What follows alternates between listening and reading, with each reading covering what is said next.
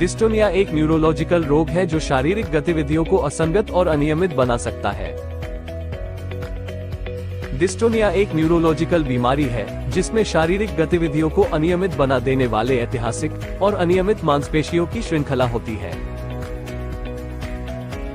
ये रोग अक्सर अंगों की अनैतिक चाल में परिणामित होता है, जो रोगी को रोकता है कि वह सामान्य रूप से किसी काम को कर सके। डिस्टोनिया के प्रकार।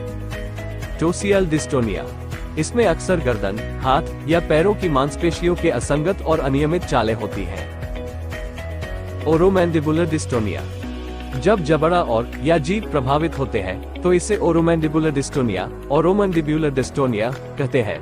इसमें मुंह, जीभ या जबड़े की मांसपेशियों की असंगत चालें होती हैं। Spasmodic dysphonia. Spasmodic dysphonia, spasmodic dysphonia में रोगी तनावपूर्ण या सांस लेने वाली आवाज का अनुभव करते हैं।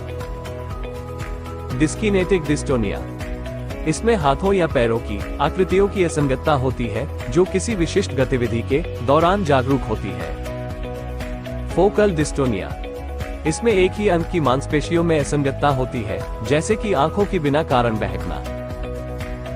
जनरलाइज्ड डिस्टोनिया, ये सबसे गंभीर प्रकार की डिस्टोनिया है जिसमें शरीर के बड़े हिस्सों की मांसपेशियों में असंगत और अनियमित चालें होती हैं।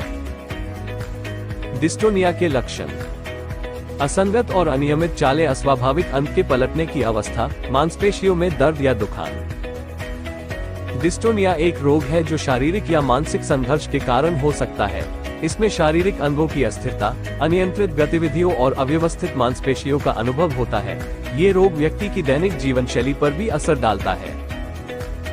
होम्योपैथी एक प्रकार का शारीरिक और मानसिक चिकित्सा पद्धति है जिसमें रोग का इलाज, जैसे कि प्राकृतिक और स्वाभाविक तत्वों का उपयोग करके किया जाता है। होम्योपैथी में डॉक्टर रोगी के लक्षणों, इतिहास और प्रकृति के आधार पर चिकित्सा तथा औषधि का चयन करते हैं। डिस्टोनिया के लक्षण।